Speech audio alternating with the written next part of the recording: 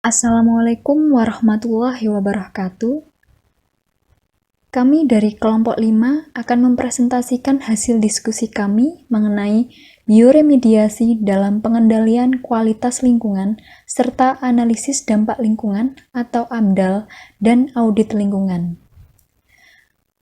Anggota kami yaitu Maria Rosalia Ijung Anggur, saya sendiri Meiliana Dwi Cahya, dan Regia Ilmahani.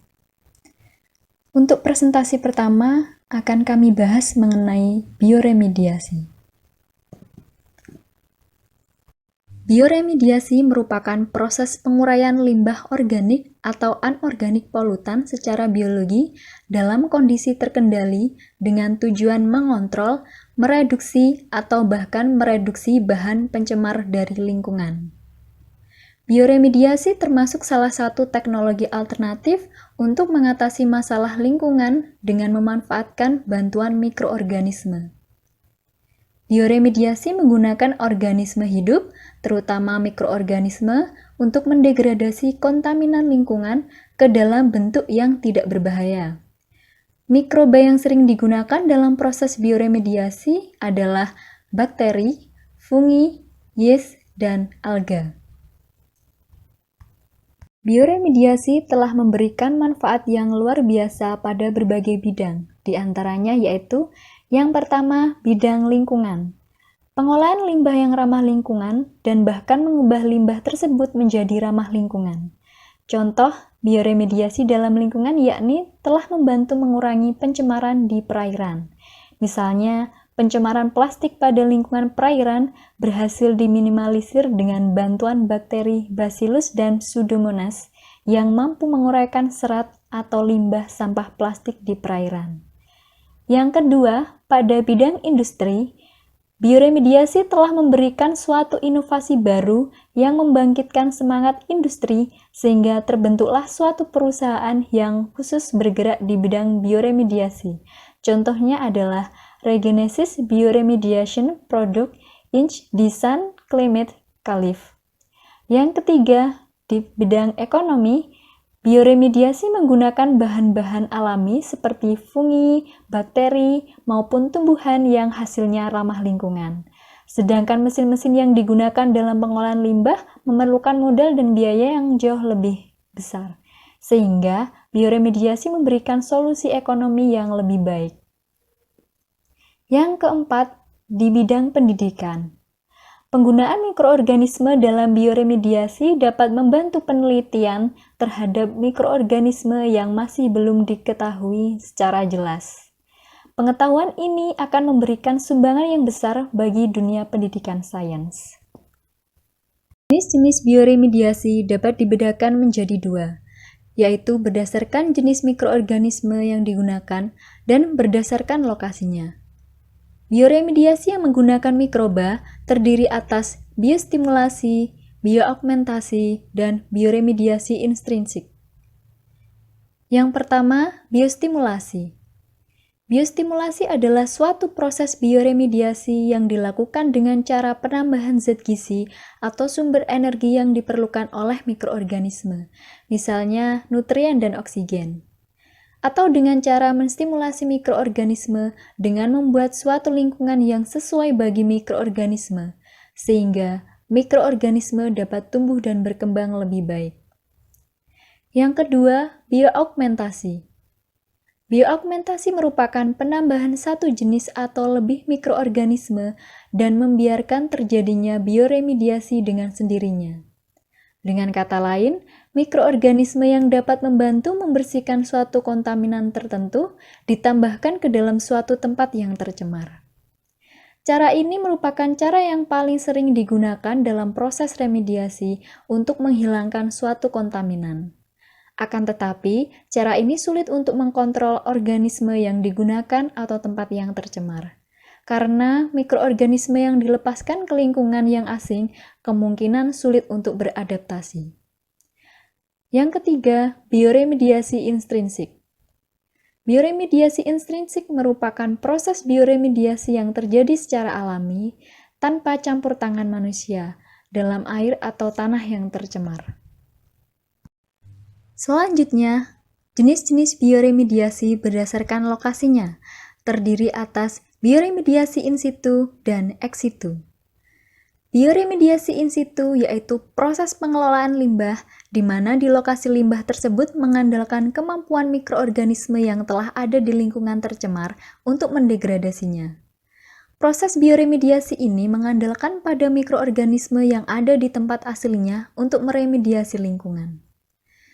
Yang kedua, bioremediasi ex situ.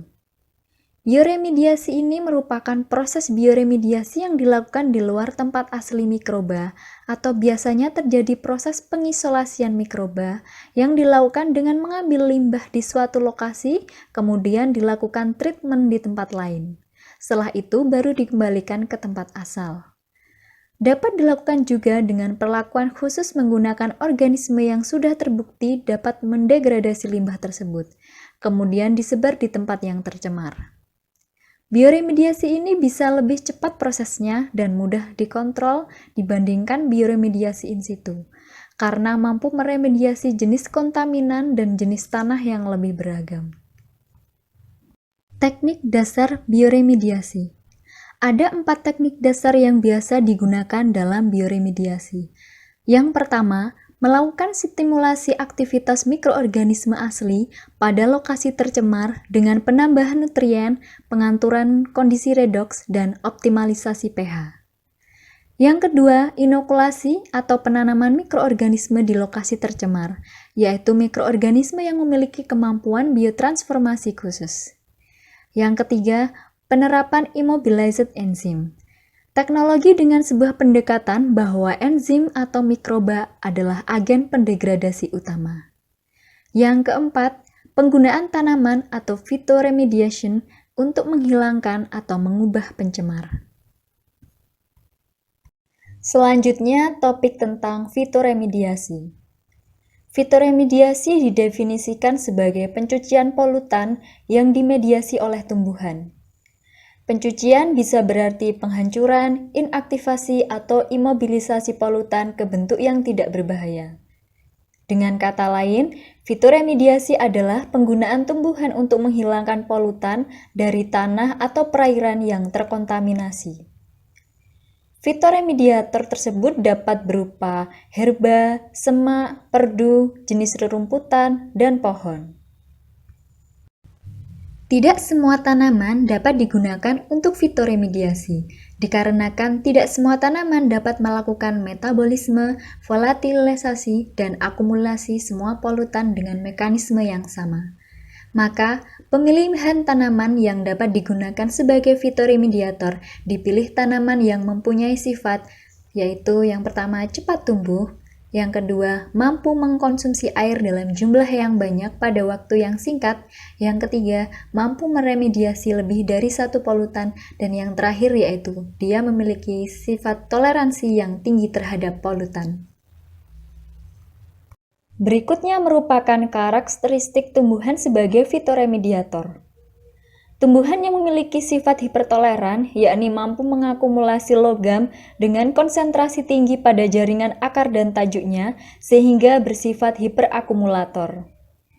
Karakteristik tumbuhan phytoremediasi adalah, yang pertama, tahan terhadap unsur logam dalam konsentrasi tinggi pada jaringan akar dan tajuk. Maksudnya mampu beradaptasi pada kondisi lingkungan dengan tingkat kelarutan unsur logam yang relatif tinggi pada jaringan akar dan tajuk. Yang kedua, yakni tingkat laju penyerapan unsur dari tanah yang lebih tinggi dibanding tanaman lain. Yang ketiga, memiliki kemampuan mentranslokasi dan mengakumulasi unsur logam dari akar ke tajuk dengan laju yang tinggi. Yang terakhir yaitu secara ideal, ia memiliki potensi produksi biomasa yang tinggi. Lalu, bagaimanakah cara tumbuhan meremediasi? Berikut merupakan mekanisme kerja tumbuhan sebagai phytoremediasi mencakup beberapa proses, diantaranya fitoekstraksi, rizofiltrasi, fitodegradasi, fitostabilisasi, dan fitovolatilisasi. Fitoekstraksi adalah penyerapan logam berat oleh akar tanaman dan mengakumulasi logam berat tersebut ke bagian-bagian tanaman seperti akar, batang, dan daun. Rizofiltrasi adalah pemanfaatan kemampuan akar tanaman untuk menyerap, mengendapkan, mengakumulasi logam berat dari aliran limbah. Fitodegradasi adalah metabolisme logam berat di dalam jaringan tanaman oleh enzim seperti dehalogenase dan oksigenase. Fitostabilisasi adalah kemampuan tanaman dalam mengekskresikan atau mengeluarkan suatu senyawa kimia tertentu untuk mengimobilisasi logam berat di daerah reservoir atau perakaran. Sedangkan fitovolatilisasi terjadi ketika tanaman menyerap logam berat dan melepaskannya ke udara lewat daun, dan ada kalanya logam berat mengalami degradasi terlebih dahulu sebelum dilepas lewat daun.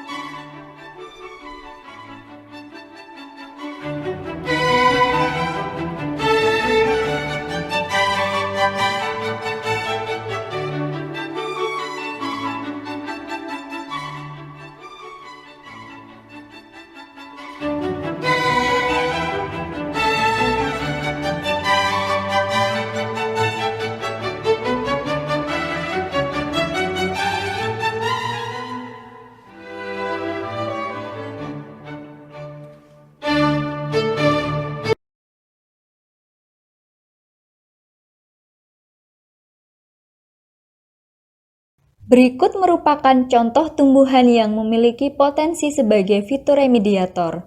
Dapat dilihat pada jurnal berikut ini yang disusun oleh Dede Haryati, Dedik Budianta, dan Salni tentang potensi beberapa jenis tanaman hias sebagai fitoremediasi logam timbal dalam tanah. Tanaman hias yang dimaksud yaitu tanaman hajuang, tanaman sambang dara, dan lidah mertua. Secara umum, teknik bioremediasi terbagi menjadi dua, yaitu in situ dan ex situ. Bioremediasi in situ dapat dilakukan secara langsung di lokasi tanah tercemar. Pada bioremediasi ini dilakukan dengan menggunakan teknik bioremediasi biostimulasi. Bioremediasi biostimulasi yaitu adanya peningkatan laju penguraian dengan cara penambahan stimulan untuk memodifikasi lingkungan dan meminimalisasi faktor pembatas. Stimulasi harus mampu mengaktifkan mikroba lokal sebagai agen pengurai. Bioremediasi ini biasanya diaplikasi di zona fedosa tanah dan air tanah. Yang pertama akan kita bahas bioremediasi pada zona fedosa tanah. Zona tanah yang berada di antara permukaan tanah dan muka air tanah disebut zona fedosa. Zona ini bersifat penting untuk menahan pergerakan pencemar ke dalam air tanah.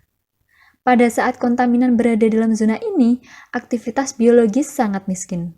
Penambahan perlakuan atau stimulasi dilakukan untuk mengaktifasi baik mikroba, aerobik, dan juga anaerobik. Teknologi yang umum digunakan adalah bioventing tanah.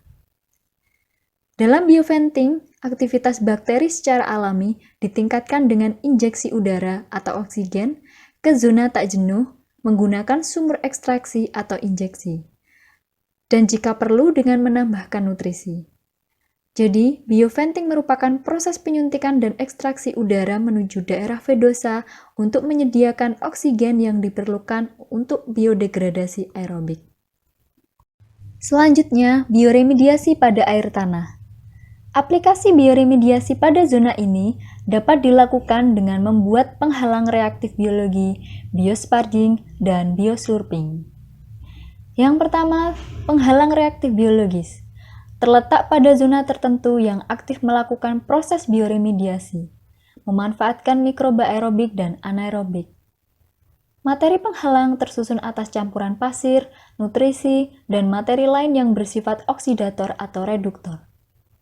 Kontaminasi akan terurai ketika air tanah melewati dan terperangkap dalam penghalang reaktif biologis.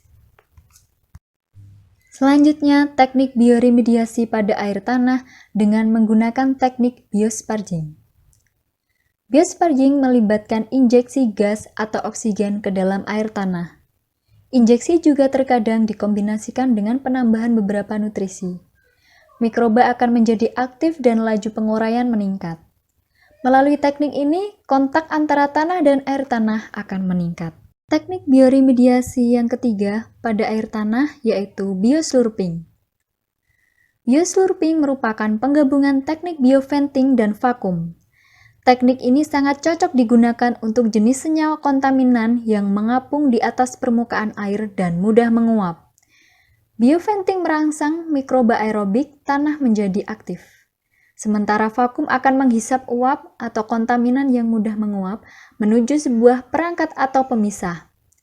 Penghisap ini mampu meningkatkan aerasi dalam tanah sehingga proses penguraian secara aerobik dapat meningkat. Selanjutnya yaitu teknik bioremediasi ex situ. Teknik ini dapat dilakukan dengan menggali dan memindahkan tanah yang tercemar ke dalam penampungan yang lebih terkontrol. Lalu diberikan perlakuan khusus dengan memakai mikroba. 3 teknik bioremediasi ex situ yang umum digunakan untuk tanah yang terkontaminasi adalah land farming, composting, dan biopil. Yang pertama, land farming. Land farming disebut mekanisme pengolahan tanah mengandalkan mikroba aerobik sebagai agen pengurai. Teknik ini sangat cocok untuk penguraian jenis senyawa kontaminan yang memiliki sifat fisika tidak mudah menguap. Pengolahan tanah dilakukan secara periodik dengan harapan agar mikroba aerobik secara aktif hidup dan melimpah. Perlakuan berupa pengendalian kelembaban, penambahan air dan nutrisi melewati sistem penyaluran, dan stabilisasi pH yang diperlukan untuk memfasilitasi tumbuh serta berkembangnya mikroba lokal. Teknik ini merupakan teknik bioremediasi yang paling mudah. Teknik bioremediasi ex situ yang kedua yaitu composting. Composting adalah teknik bioremediasi dengan mengkombinasikan tanah tercemar dengan limbah organik yang tidak berbahaya, meliputi limbah pertanian, serasah, jerami, kayu, dan lain-lain. Untuk mempercepat perombakan, kadang-kadang ditambahkan mikroba, nitrogen, karbon, atau nutrien anorganik lainnya. Bahan yang telah dicampur ditempatkan dalam wadah yang besar atau luas dan diberi aerasi atau penambahan udara atau oksigen ke dalam air. Setelah diinkubasikan, terjadi pertumbuhan mikroba dan suhu tumpukan meningkat mencapai sekitar 50-60 derajat Celcius. Meningkatnya suhu dapat meningkatkan perombakan bahan oleh mikroba. Teknik bioremediasi ex situ yang ketiga yaitu biopil. Biopil dapat dikatakan sebagai teknik bioremediasi yang merupakan perbaikan dari teknik land farming dan composting. Pada teknik ini, pipa-pipa disetting sedemikian rupa pada tumpukan kontaminan sehingga aerasi menjadi meningkat. Dengan demikian, indigenous mikroba terstimulasi untuk tumbuh secara aktif. Pipa aerasi ditempatkan pada kedalaman 2-3 meter, sementara tanah terkontaminasi berada di atasnya. Jika konsentrasi kontaminan banyak atau tinggi dan mudah menguap, tanah terkontaminasi harus ditutup rapat. Laju aliran udara yang diberikan harus diatur untuk mengoptimalkan proses degradasi dan mencegah terjadinya penguapan. Secara umum, proses bioremediasi memiliki beberapa kelebihan dan kekurangan. Kelebihan bioremediasi diantaranya yaitu, yang pertama, proses penguraian terjadi secara alami. Yang kedua, dapat merubah senyawa berbahaya menjadi senyawa yang kurang atau tidak berbahaya. Yang ketiga, dapat dilakukan pada lokasi terjadinya pencemaran atau in situ dan tidak menyebabkan kerusakan lain yang lebih parah. Yang keempat, teknologi dengan biaya yang murah. Dan yang terakhir yaitu ramah lingkungan dan diterima secara luas. Selain itu, bioremediasi juga memiliki kelemahan. Di antaranya yaitu yang pertama, sangat dibatasi oleh tipe kontaminan yang sulit terurai dan proses penguraian terkadang berjalan lambat. Yang kedua, memerlukan penanganan yang khusus dan rigid. Dan yang terakhir yaitu membutuhkan waktu yang relatif lebih lama jika dibandingkan dengan teknologi lain. Topik selanjutnya yaitu analisis mengenai dampak lingkungan atau yang kita kenal dengan AMDAL. Pembangunan adalah manifestasi pemanfaatan sumber daya alam guna memenuhi kebutuhan hidup dan mencapai kesejahteraan umat manusia. Hal ini dapat dipahami melalui pemanfaatan alam sebagai bahan dasar kehidupan atau sebagai bahan dasar untuk proses produksi. Misalnya, minyak bumi, mineral, dan bahan tambang lainnya, serta berbagai tumbuhan yang dimanfaatkan. Dalam pelaksanaannya, kegiatan pembangunan akan mengubah keseimbangan lingkungan hidup. Perbedaan besarnya perubahan lingkungan antara adanya usaha atau kegiatan dengan tanpa adanya usaha atau kegiatan inilah yang disebut dengan dampak lingkungan. Oleh karena itu, untuk menjaga kelestarian alam dan menekan dampak negatif pembangunan, untuk mewujudkan pembangunan berwawasan lingkungan, maka digunakan analisis mengenai dampak lingkungan atau yang disingkat dengan AMDAL. Menurut Undang-Undang Nomor 32 Tahun 2009 tentang Perlindungan dan Pengelolaan Lingkungan Hidup, AMDAL adalah kajian mengenai dampak penting suatu usaha dan atau kegiatan yang direncanakan pada lingkungan hidup yang diperlukan bagi proses pengambilan keputusan tentang penyelenggaraan usaha dan atau kegiatan. Yang dimaksud usaha atau kegiatan di sini adalah segala bentuk aktivitas yang dapat menimbulkan perubahan terhadap rona lingkungan hidup serta menyebabkan dampak terhadap lingkungan hidup. AMDAL sendiri merupakan alat pengelolaan lingkungan hidup yang bertujuan untuk menghindari dampak, meminimalisasi dampak, dan melakukan mitigasi atau kompensasi dampak. Nah, hasil studi AMDAL merupakan bahan masukan atau alat bagi para pengambil keputusan dalam menetapkan kegiatan pengelolaan lingkungan yang harus dilaksanakan oleh pemilik usulan kegiatan pembangunan maupun oleh pihak-pihak lain yang berkaitan atau berkepentingan dengan lingkungan atau usaha kegiatan tersebut. Setiap rencana usaha dan atau kegiatan yang berdampak penting terhadap lingkungan hidup wajib memiliki AMDAL. Maka ditetapkan 9 kriteria kegiatan atau usaha yang wajib memiliki AMDAL yang diatur dalam Peraturan Pemerintah Nomor 38 Tahun 2019. 9 kriteria tersebut yaitu sebagai berikut. Yang pertama, pengubahan bentuk lahan dan bentang alam. 2. eksploitasi sumber daya alam, baik yang terbarukan maupun yang tidak terbarukan, misalnya pertambangan batu bara atau minyak bumi. Ketiga, proses dan kegiatan yang secara potensial dapat menimbulkan pencemaran dan atau kerusakan lingkungan hidup serta pemborosan dan kemerosotan sumber daya alam dalam pemanfaatannya. Keempat, proses dan kegiatan yang hasilnya dapat mempengaruhi lingkungan alam, lingkungan buatan, serta lingkungan sosial dan budaya. Kelima, proses dan kegiatan yang hasilnya akan mempengaruhi pelestarian kawasan konservasi sumber daya alam dan atau perlindungan cagar budaya. Keenam, introduksi jenis tumbuhan, hewan, dan jasa ternik. 7. Pembuatan dan penggunaan bahan hayati dan non-hayati. Kedelapan, kegiatan yang mempunyai risiko tinggi dan atau mempengaruhi pertahanan negara. 9. Penerapan teknologi yang diperkirakan mempunyai potensi besar untuk mempengaruhi lingkungan hidup. Prinsip dasar yang terkandung dalam proses AMDAL antara lain sebagai berikut. Yang pertama, yaitu lokasi kegiatan AMDAL wajib mengikuti rencana tata ruang wilayah setempat. Yang kedua, AMDAL merupakan bagian integral dari studi kelayakan kegiatan pembangunan. Ketiga, AMDAL bertujuan untuk menjaga keserasian hubungan antara berbagai kegiatan agar dampak dapat diperkirakan sejak awal perencanaan.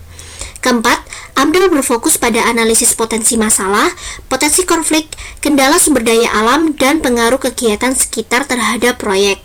Yang kelima, dengan AMDAL, pemrakarsa dapat menjamin bahwa proyeknya tersebut bermanfaat bagi masyarakat dan aman terhadap lingkungan kehidupan. Berdasarkan peraturan pemerintah nomor 27 tahun 2012 ditetapkan 3 jenis pendekatan studi AMDAL bagi rencana usaha atau kegiatan yang masuk dalam kriteria wajib AMDAL. Yang pertama yaitu AMDAL kegiatan tunggal, yaitu AMDAL bagi suatu rencana usaha atau kegiatan yang berada dalam wewenang satu instansi sektoral. Contohnya yaitu rencana kegiatan pabrik tekstil. Nah, instansi yang mempunyai kewenangan memberikan izin dan mengevaluasi studi AMDAL-nya yaitu Departemen Perindustrian saja.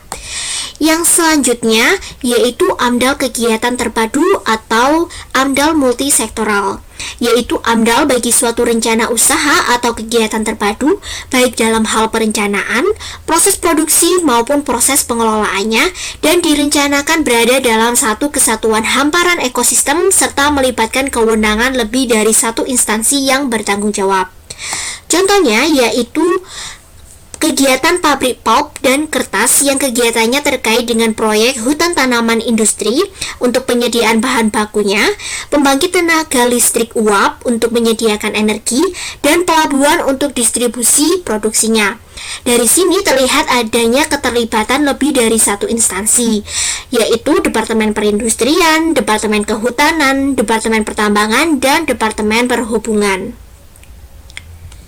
Yang ketiga yaitu AMDAL kawasan, yaitu AMDAL bagi suatu rencana usaha atau kegiatan dalam satu kawasan yang telah ditetapkan dengan peraturan perundangan dan berada di bawah kewenangan satu instansi yang bertanggung jawab.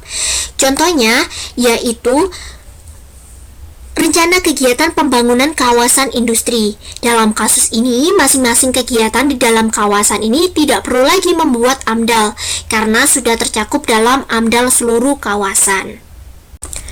Dokumen AMDAL terdiri dari 4 dokumen. Yang pertama yaitu dokumen kerangka acuan analisis dampak lingkungan atau KA AMDAL. Yang kedua dokumen AMDAL, yang ketiga dokumen rencana pengelolaan lingkungan hidup atau RKL, dan terakhir yaitu dokumen rencana pemantauan lingkungan hidup atau RPL. Nah, keseluruhan dokumen ini merupakan satu kesatuan dokumen yang utuh diperlukan untuk mengelola lingkungan usaha atau kegiatan. Dokumen KA AMDAL berisi kerangka kajian dalam menganalisis suatu rencana kegiatan yang merupakan ruang lingkup kajian analisis mengenai dampak lingkungan hidup dan merupakan hasil pelingkupan suatu kegiatan atau usaha yang direncanakan. Yang kedua, dokumen AMDAL merupakan hasil studi secara ilmiah, cermat, dan mendalam tentang dampak besar dan penting yang dapat ditimbulkan oleh suatu rencana usaha atau kegiatan. RKL berisi catatan upaya-upaya yang dilakukan dalam penanganan dampak besar dan penting terhadap lingkungan hidup yang ditimbulkan akibat dari rencana usaha atau kegiatan. Sedangkan RPL berisi catatan upaya-upaya yang dilakukan dalam pemantauan komponen lingkungan hidup yang terkena dampak besar dan penting akibat dari rencana usaha atau kegiatan. Prosedur AMDAL terdiri dari 6 proses. Yang pertama, yaitu rencana usaha atau kegiatan harus melewati proses penapisan atau screening wajib AMDAL. Nah, proses ini juga disebut sebagai seleksi wajib AMDAL. Nah, proses screening ini bertujuan untuk menentukan apakah suatu rencana kegiatan wajib menyusun AMDAL atau tidak. Di Indonesia sendiri, proses penapisan dilakukan dengan sistem penapisan satu langkah. Setelah rencana kegiatan diwajibkan untuk membuat AMDAL, maka proses selanjutnya yaitu proses pengumuman. Nah, pengumuman ini dilakukan oleh instansi yang bertanggung jawab dan pemrakarsa kegiatan. Instansi dan pemrakarsa mengumumkan rencana kegiatannya kepada masyarakat sebelum pemrakarsa melakukan penyusunan AMDAL. Selanjutnya, pemrakarsa melakukan proses pelingkupan. Nah, pelingkupan merupakan suatu proses awal untuk menentukan lingkup permasalahan dan mengidentifikasi dampak penting yang terkait dengan rencana kegiatan. Tujuan dari pelingkupan ini adalah untuk menetapkan batas wilayah studi, mengidentifikasi dampak penting terhadap lingkungan, menetapkan tingkat kedalaman studi, lingkup studi, dan menelaah kegiatan lain yang terkait dengan rencana kegiatan yang digaji. Hasil akhir dari proses pelingkupan adalah dokumen KA AMDAL. Setelah KA AMDAL disusun, maka pemrakarsa mengajukan dokumen ini ke Komisi Penilai AMDAL untuk dinilai.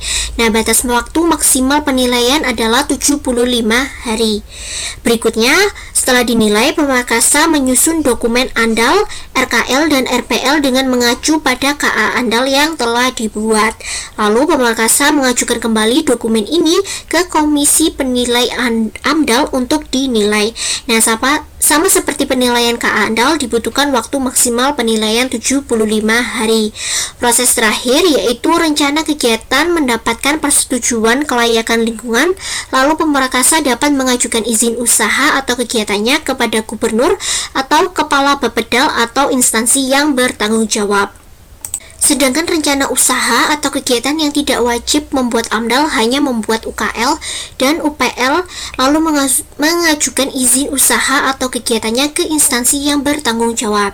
Nah, rencana usaha atau kegiatan yang tidak wajib memiliki AMDAL harus memenuhi kriteria sebagai berikut. Yang pertama, usaha atau kegiatan dilakukan oleh lembaga penelitian pemerintah, dan yang kedua, dilakukan bukan untuk tujuan komersial. Penelitian oleh Nislawati MS Kono pada tahun 2015 dengan judul Pengendalian Kerusakan Lingkungan atas Perizinan Migas di Kabupaten Bangkai berdasarkan Undang-Undang Nomor 32 Tahun 2009 tentang Perlindungan dan Pengelolaan Lingkungan Hidup, dapat diketahui bahwa proyek pengembangan gas di SLNG dapat menimbulkan risiko negatif pada tahap konstruksi, operasi, dan pasca operasi.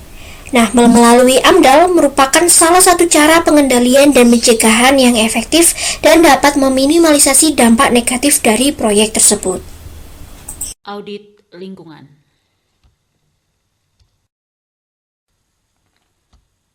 Konsep audit lingkungan. Pengertian audit lingkungan. Audit lingkungan adalah alat pemeriksaan komprehensif dalam sistem manajemen lingkungan, di mana merupakan suatu alat untuk memverifikasi secara objektif upaya manajemen lingkungan dan dapat membantu mencari langkah-langkah perbaikan guna meningkatkan performasi lingkungan. Berikut fungsi audit lingkungan. 1.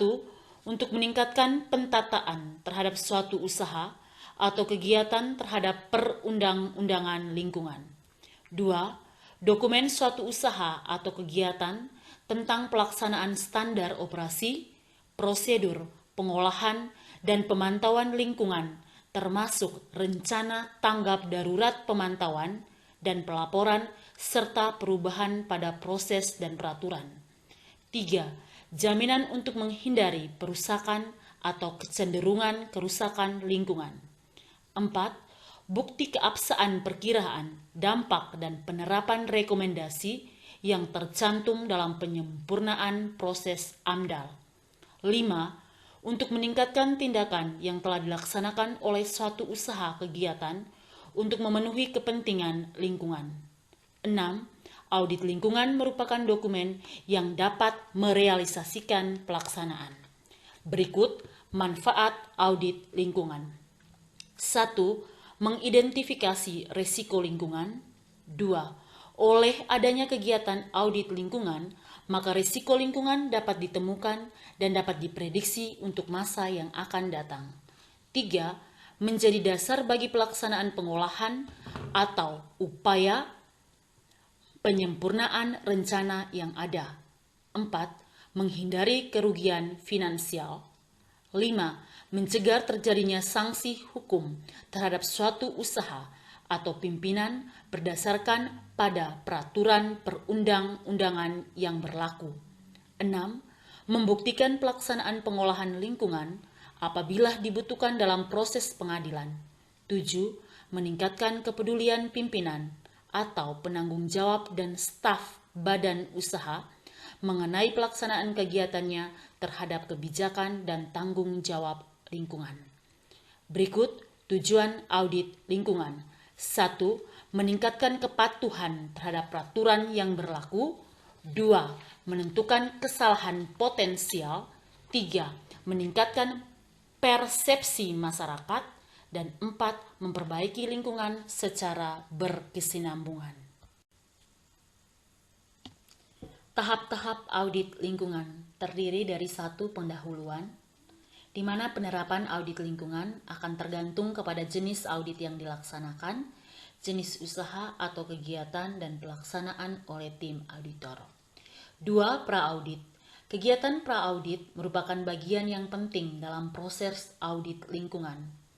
Perencanaan yang baik pada tahap ini akan menentukan keberhasilan pelaksanaan audit dan tindak lanjut audit tersebut. Informasi yang diperlukan pada tahap ini meliputi informasi rinci mengenai aktivitas di lapangan, status hukum, instruktur organisasi, dan lingkup usaha atau kegiatan yang akan diaudit. 3. Kegiatan lapangan. Terdiri dari 1. Pertemuan pendahuluan, 2. Pemeriksaan lapangan, 3. Pengumpulan data dan informasi, 4. Pengujian, 5. Evaluasi, dan 6. Pertemuan akhir. Yang keempat, pasca audit. Tim auditor akan menyusun laporan tertulis secara lengkap sebagai hasil pelaksanaan audit lingkungan. Laporan tersebut juga mencakup pemaparan tentang rencana tindak lanjut terhadap isu-isu yang telah diidentifikasi. Prinsip-prinsip audit lingkungan terdiri atas 2. Yang pertama, karakteristik dasar audit lingkungan. Audit lingkungan memiliki karakter yang pertama, metodologi yang komprehensif, di mana memerlukan tata laksana dan metodologi yang rinci. Harus dilaksanakan dengan metodologi yang komprehensif dan prosedur yang telah ditentukan untuk menjamin pengumpulan data dan informasi yang dibutuhkan serta dokumentasi dan pengujian informasi tersebut. 2. Konsep pembuktian dan pengujian. Konsep pembuktian dan pengujian terhadap penyimpangan pengelolaan lingkungan adalah hal yang pokok dalam audit lingkungan, di mana tim audit harus mengkonfirmasikan semua data dan informasi yang diperolehnya melalui pemeriksaan lapangan secara langsung. Yang ketiga, pengukuran dan standar yang sesuai. Penetapan standar dan pengukuran terhadap kinerja lingkungan harus sesuai dengan usaha dan kegiatan dan proses produksi yang diaudit. Yang keempat, laporan tertulis. Laporan harus memuat hasil pengamatan dan fakta-fakta penting serta dokumentasi terhadap proses produksi. Yang kedua, kunci keberhasilan. Terdiri dari yang pertama, dukungan pihak pimpinan pelaksana audit lingkungan. Yang kedua, keikutsertaan semua pihak keberhasilan audit lingkungan. Yang ketiga, kemandirian dan objektivitas auditor lingkungan. Dan yang keempat, kesepakatan tentang tata laksana dan lingkup harus sesuai dengan kesepakatan awal antara pimpinan usaha atau kegiatan dengan tim auditor tentang lingkup audit yang akan dilaksanakan. Jenis-jenis audit lingkungan. 1. Compliance audit merupakan investigasi yang fokus utamanya adalah pada operasi perusahaan. Audit ini menilai apakah aktivitas-aktivitas berada dalam batasan-batasan legal yang diperkenankan hukum dan peraturan atau tidak. 2. Transactional audit merupakan alat manajemen untuk menilai risiko lingkungan perusahaan, baik bank, agen, kreditur, yayasan, serta investor. Audit ini menentukan apakah tanah mengandung bahan atau buangan beracun. Pihak-pihak eksternal perlu memahami risiko lingkungan perusahaan. 3. Environmental management. Sistem audit jenis ini memiliki fokus pada keseluruhan sistem manajemen lingkungan perusahaan. Audit ini akan memberikan informasi dan keyakinan kepada manajemen mengenai efektivitas sistem, pengendalian, dan prosedur untuk mematuhi kebijakan lingkungan perusahaan. Proses jenis ini dilakukan secara internal ketika proses audit lingkungan sudah matang dan perusahaan menjadi yakin akan kepatuhan terhadap suatu peraturan. Yang keempat, Pollution Prevention Audit merupakan penilaian operasional yang digunakan untuk mengidentifikasi kesempatan-kesempatan, meminimal buangan, dan mengurangi polusi. Pencegahan polusi meliputi berbagai fasilitas pabrik yang mungkin menimbulkan polusi dalam berbagai media pada beberapa tahap operasi. Yang kelima, Environmental Liability Accrual. Audit lingkungan ini merupakan akuntansi teknis dan review legal untuk mengakui, mengakuntifisir, dan melaporkan kewajiban yang menyangkut masalah-masalah lingkungan. Yang keenam, produk audit merupakan penilaian dalam proses produksi suatu fasilitas perusahaan atau mesin-mesin. Tujuan audit jenis ini adalah memberikan keyakinan bahwa produk ini sesuai dengan ambang batas kimiawi dan sesuai dengan standar lingkungan. Baik, sekian presentasi dari kelompok penyaji. Wassalamualaikum warahmatullahi wabarakatuh.